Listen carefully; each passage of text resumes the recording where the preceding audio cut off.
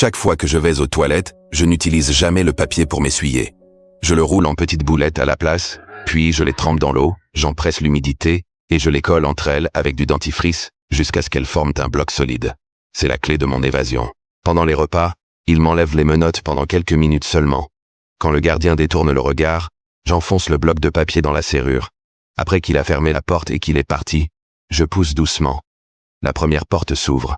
La deuxième porte a un clavier électronique. Mais j'ai déjà un plan. Les gardiens ne ramassent jamais la brique de lait. Je jette la mienne par terre et je l'écrase, puis je décolle l'emballage plastique transparent. Cet emballage est ma deuxième clé. Après que le gardien a tapé le code, ses empreintes restent sur le plastique.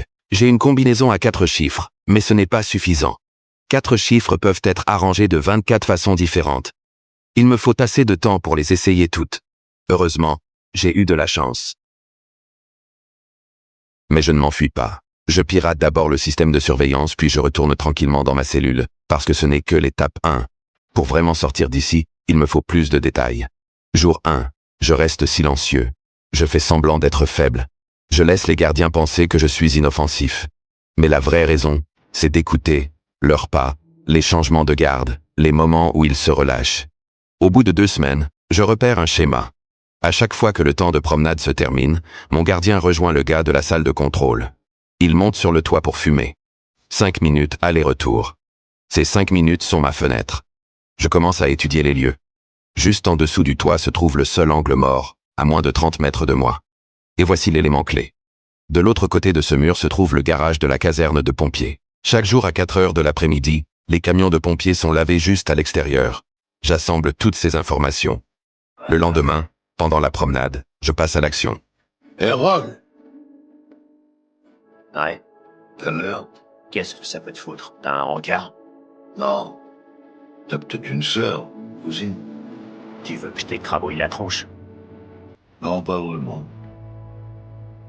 4h moins 5. Complètement grande gueule. Les gardiens s'en vont. Je lève les yeux vers la caméra et je fais un signe à mon partenaire hacker à l'extérieur. Puis, je m'assieds et j'attends. À l'heure pile, mon partenaire provoque l'explosion d'une voiture. Tout le monde dans la salle de contrôle se précipite sur les lieux. Moi, je suis déjà sorti de ma cellule, passé par le conduit de ventilation et arrivé dans le garage de la caserne des pompiers. J'enfile un uniforme de pompier de rechange. Tout le monde est occupé par l'incendie. Personne ne me remarque. Caché sous un camion, profitant du chaos, je me glisse dans la voiture de mon partenaire. Je suis enfin dehors. Juste devant la porte de la prison, je demande à sortir, toujours vêtu de ma combinaison.